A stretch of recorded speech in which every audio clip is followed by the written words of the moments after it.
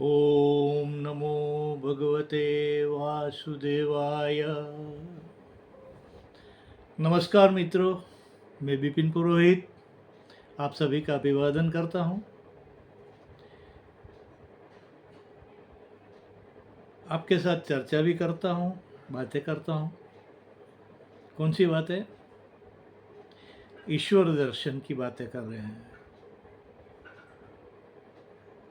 अपने वैदिक और पौराणिक परंपरा जो है अपने सनातन के अंदर, उसके अंदर ईश्वर के विविध स्वरूप के बारे में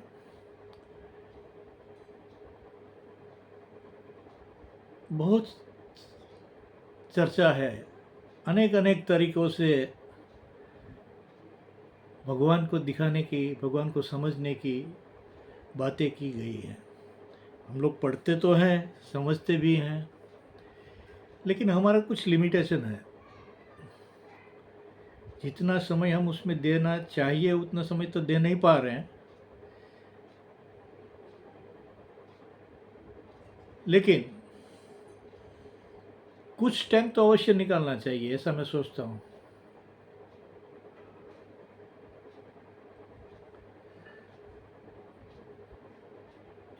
अपनी बातें चल रही थी द्वैत अद्वैत के बारे में। भगवान के दो स्वरूप, एक निरंजन निराकार है जो वेदों की भाषा के अंदर है, और जब द्वैत की बात आती है तो भगवान और भक्त की बात आती है।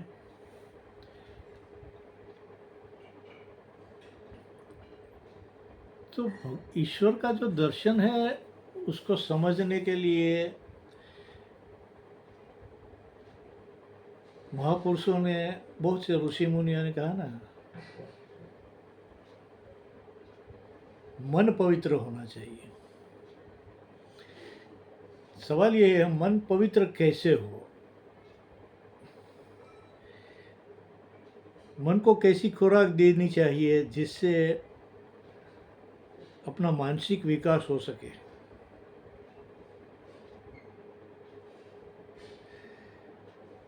लेकिन उसकी तरफ हमारा उतना लगाव नहीं है जितना होना चाहिए। क्योंकि पिछले की वीडियो में मैं बताया था ना, 3 ग्रंथियों से आदमी जूझता ही रहता है, पीड़ाता रहता है।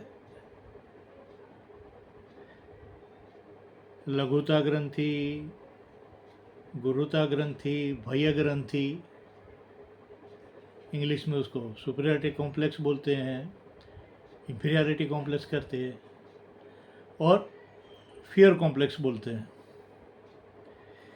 उसमें से आदमी मुक्त नहीं होता है, कोई ना कोई उसके साथ जुड़ा ही रहता है। तो वो प्रभाव मन के ऊपर भी पड़ता है।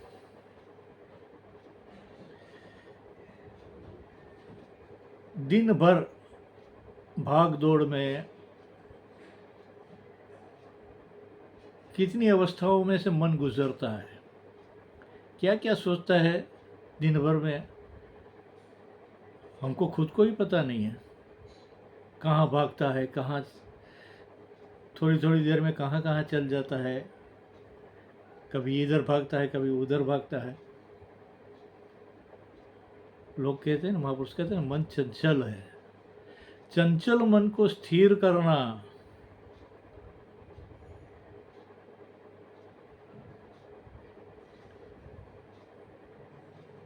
इतनी सहज बात नहीं है।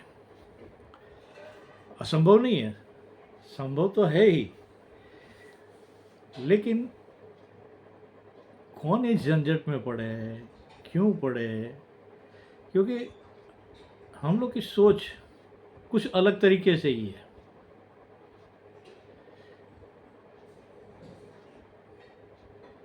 लंबी लंबी भगवान के पास जाते हैं तो बहुत अपेक्षा के साथ जाते हैं, मंदिर में भी जाते हैं अपेक्षा के साथ जाते हैं।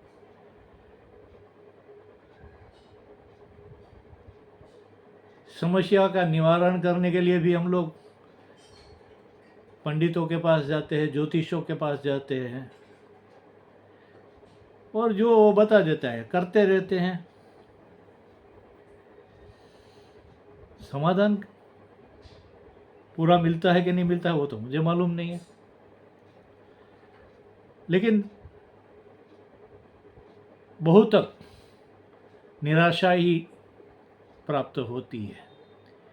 1-2-5% में किसी को सफलता मिलती होगी तो होगी, उसमें मेरा कोई ये दावा नहीं है। शांत, स्थिर और पवित्र मन ये बेहद आवश्यक है। उसके लिए प्रक्रिया भी है, वेद में भी है, पुराण में भी है, तरीका अलग अलग है। क्यों? निरंजन निराकार की उपासना या साधना करना ही है हमको,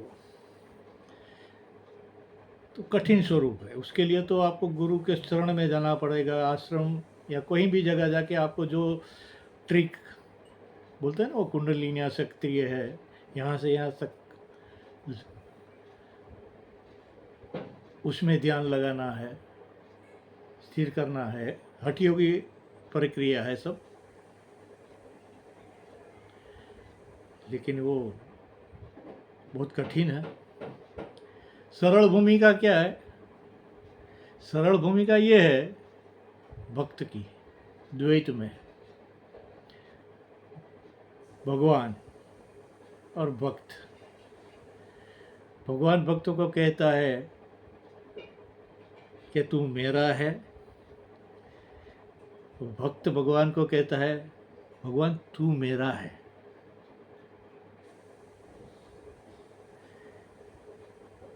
कैसे ये बात?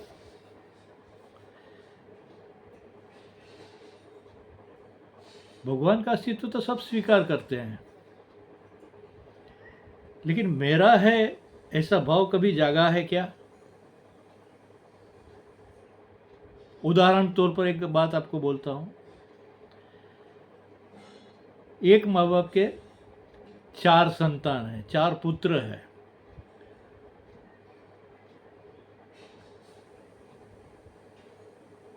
सबको पता है ये मेरे माँ बाप है, ये मेरे पिता है।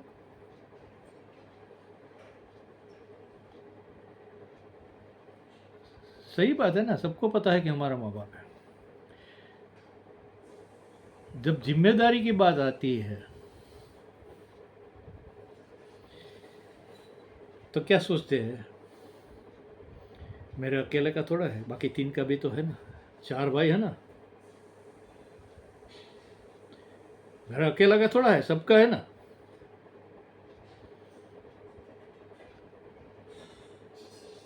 बुढ़ापा आ जाता है बाप का, माँ बाप का, वो भगवान पिक्चर में जो हाल है ना वैसा हाल होता है। 3 महीने इसके घर रहो, 3 महीने उसके घर रहो, 3 महीने उसके घर रहो, लेकिन सबको मालूम तो है ये मेरा माता पिता है, लेकिन वो भक्ति नहीं है। किसी एक पुत्र के अंदर भी ऐसी ही भावना प्रकट होती है, हम सबके हैं, लेकिन भगवान ये माता पिता मेरे हैं, मैं उसको संभालूंगा, मैं उसकी सेवा करूंगा। वहां से भक्ति का प्रारंभ होता है। जब तक आदमी, ज्ञान तो सबके पास है भाई, सब लोग सोचते हैं सर्वत्र यत्र तत्र सर्वत्र भगवान है ही, लेकिन कभी ऐसा हुआ है क्या कि भगवान मेरा है? ये भावना लानी जरूरी है। श्रद्धा के अंदर पहली चीज यही है। जैसे वो पुत्र, 4 पुत्र में से किसी को भी एक को लगता है कि ये माँ बाप मेरे हैं, मैं उसकी सेवा करूंगा, बाकी करे या ना करे उससे मुझे कोई मतलब नहीं है, लेकिन मैं उसका बेटा हूँ, वो मेरे माँ बाप है, मुझे उसकी सेवा करनी है, बाकी तीनों करे या ना करे उससे मुझे कोई लेना देना नहीं। ये भाव आता है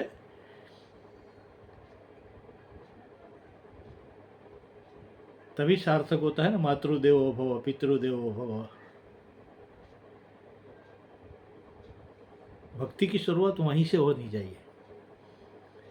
श्रद्धा केवल श्रद्धा नहीं है, अंदर भाव, अपनी वृत्ति कैसी है, अपना दिमाग क्या करता है, अपना क्या सोचते हैं, जब तक वो वृत्ति निर्माण नहीं होगी भक्ति स्टार्ट नहीं होगी।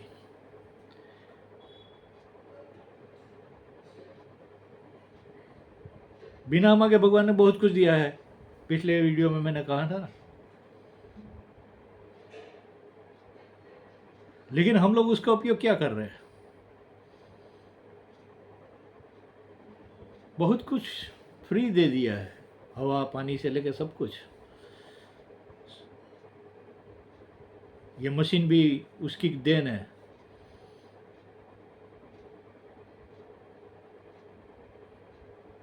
कृतज्ञता, कृतज्ञता भगवान के प्रति कि भगवान मैं तो खाली नाटक करता हूँ, नाटक कराने वाला तू है, डायरेक्टर तू है। अगर तू डायरेक्शन नहीं देता तो ये पुतला कहीं नाचता ही नहीं।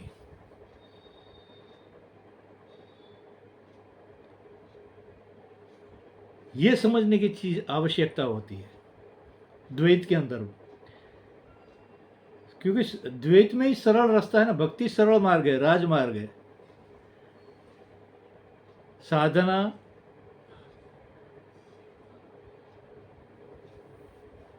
हम लोग के लिए ध्यान समाधि ये अवस्था ये सब करना ज़्यादा कठिन लगता है।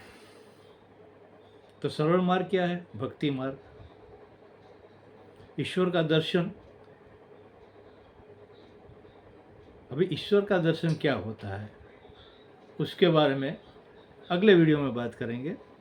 अगर आप लोगों को मेरी बातें अच्छी लगती है तो लाइक कीजिए, शेयर कीजिए, सब्सक्राइब अवश्य कीजिए। उसमें एक पैसा नहीं लगता आपको, तो मुझे कोई पैसे लेने के लिए मैं कर नहीं रहा हूँ।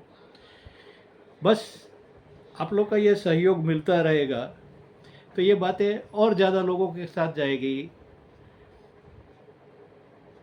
ऐसा मेरा मानना है। धन्यवाद, बहुत बहुत शुक्रिया आप सभी का। नमस्कार।